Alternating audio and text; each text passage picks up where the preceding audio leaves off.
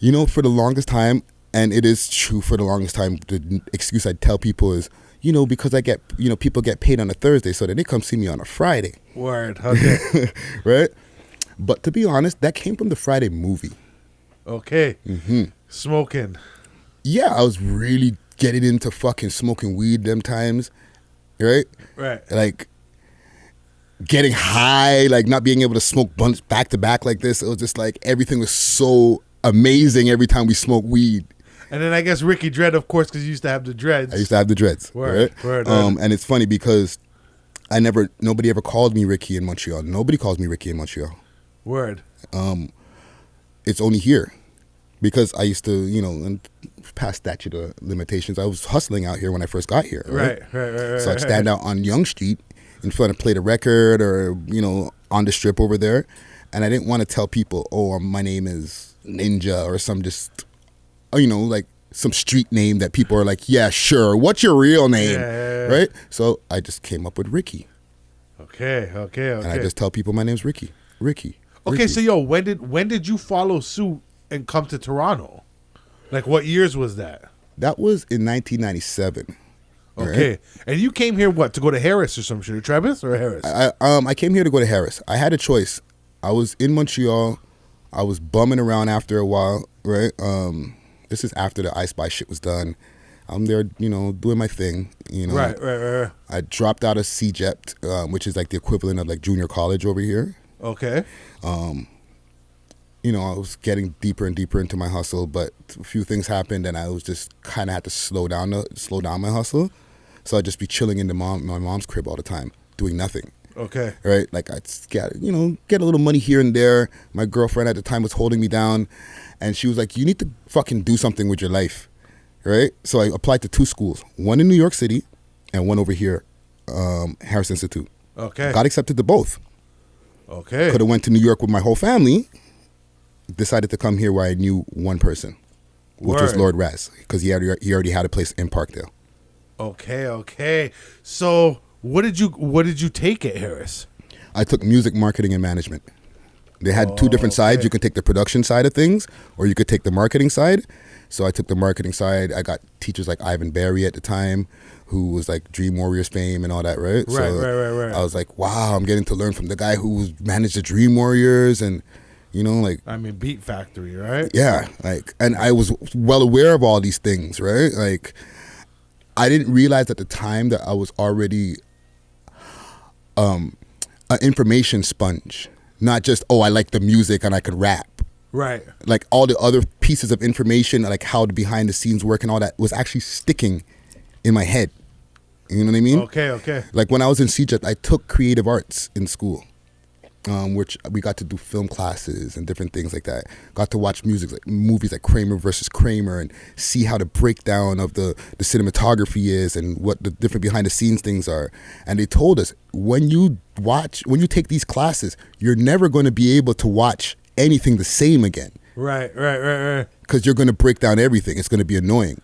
Yeah, just like making beats and shit. It's the same way for me now, right? Yeah. Yeah, I get it. So I didn't realize at those times that I was like actually just sponging every piece of information rather than just what I liked. Everything was going in. Okay, so yo, is that how you got involved with the street team stuff? Yeah. I was at school at Harris. Right. You know, and yeah, like from between I got accepted to Harris, decided to move here. I'm here in Parkdale, going to Harris over by Sherburne and Queen. Right. And living at Dufferin and Queen. Okay. So I'd see these guys pull up at the school, the BMG street team, guys like Sid, shout out to Lex. Word, okay. You know what I'm saying? Lex was on the Warner Street team at the time. Him and Sid were on the Warner Street team, or I think Sid was on the BMG Street. Yeah, right? Yeah. Shout out Gramps, right? Yeah. And I'd see those guys come around and I'd be like, yo, how could I get down? And BMG was right there too at Queen and Dufferin, right? King and Dufferin, yeah. No, not at the time. Okay. I don't think so. Okay. That was later on. That was like later in the 2000s. Right. But yeah, I was just like, how could I get down on the team? I asked Lex from the Warner team. Okay. And he's like, just come through, man, and just, you know, hand out flyers, do whatever, right? Because it's free, right? Word. So I started doing that. But I overdo shit.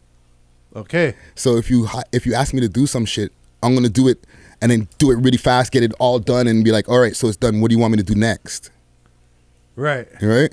And I kept on doing that, and the person who was running the team at the time, Kim McKenzie. Yes. Okay. Shout out to Kim McKenzie. Word. She seen that. She seen like, holy shit, this guy works fast. This guy is like always there early. You know what I'm saying? And there was a few times where kind of Lexus wasn't available, but I'm always there. Right. So, and she started transitioning into working for Warner, and then she was moving over to Sony. Word. Okay. Yeah. So she couldn't hold down.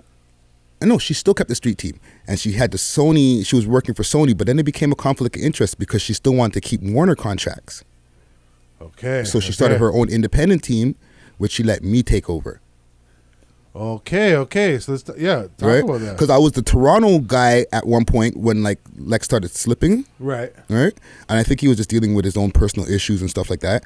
But once I started running the Toronto team, and she seen like, you know, I'm keeping track of all the guys on the Toronto side, and she had to like make a decision. She was like, take the whole of Canada. So I went from just running taking care of like 4 guys to taking care of 10 guys. Okay. Maybe 12. Okay. Right? Because you used to go cross Canada. I didn't personally have to go cross Canada. Everything in those times was communication was by phone, right? Right. Or email, I guess, right? Right. So mans would have to go put up the posters, the same posters that we're putting in whatever areas down here. And, you know, I got to do Warner contracts and Sony contracts at the same time. So, you know, just for the sake of a discussion, like, what were some of those? Do you remember some of those albums? Oh, fuck yeah. We pushed the Corrupt album, like when Corrupt had that big album with the purple cover. I don't remember those. Yeah. Space Boogie, I think it was called. Okay, yeah. Mobb Deep, Infamy. That was a fucking big one. And the album before that, I think Hell on Earth? not Hell on Earth, the album between that, Murder Music. Okay. You know what I'm saying? Lil Kim. The album before she got locked up, the hardcore album. We worked on that. We worked on Sex, Drugs, and Entertainment. Cameron. Or Sports, Drugs, and Entertainment, Cameron. And I met Cameron in those times. Okay. He was at Club Life, which was the popping club at the time. Him and Dame Dash. Okay. And don't worry about that. Like, him and Dame Dash were there in the club, and fucking, we're handing out flyers. We still had flyers in our hands. So I'm like, yo, we street team, dog. Yo, we love your music, fam. And he's like, oh, respect. So now we're getting out the club. We're outside the club handing out the flyers, and they're coming out. And he's like, yo, hand me some of them flyers. Cam was not popular at these times. Okay. Him and Dame coming out with a couple of chicks, and he had to take some of the flyers that he took from me, and he showed the girl before he got in the limo. Yo, that's me, dog. Or that's me, girl. That's me. Okay. And then I seen him jump in the limo. I was just like, wow. Like, he had to, like, in hindsight, he had to show the girl who he was on the flyer. Right, because they didn't even really know him back then. Yeah, he was just... I mean, Horse and Carriage probably would have been the biggest... Yeah. Or What Means the World. What them kind of just... that was pre What Means the World. Okay. Yes. So, because I street teamed, and I'm going to ask this of everybody who was street teaming, what was your favorite street team swag? Because, there was always some kind of swag, you know what I mean? Like, we were talking about fucking Hell on Earth, the lighters. Remember the lighters from Hell on Earth campaign? Still to this day, mans are like, we'll kill for that. You know what I mean? Yeah. Wow, it's hard to call it because I enjoy just the CD snippets. Those times people used to have CD snippets, tape snippets and CD snippets. I remember that shit. Yeah. Those were my favorites. Tape snippets. Just having the music ahead of time and knowing that you're the only one who has this, right? Actually, my favorite swag is the Violators fucking wrap that they put around my fucking car, the decal. Okay. 2001. For me, it's remember the Alcoholics? They had the bottle openers. Ooh. The keychain bottle openers. That's still to the... I had one of those. I mean, I'm talking about going into the fucking 2000s when I finally lost that set of keys. Yeah. I had that shit forever, bro. You know what I mean? They even had the Big Mac. Remember the Big Mac? Yes, yeah. For the Craig Mac and Biggie. That was before my time still, you know what I mean? But I wasn't even in the street team sometimes. I just seen that and I was just like, that's fucking cool. You know what I mean? So, yo, while you're street team, are you making music still? Hey, how y'all doing? Don't forget to like and leave your comments below. And if you like videos like this, as well as others on our channel, please remember to subscribe to the channel, as well as hit the notification bell so you'll know when we're dropping new videos daily.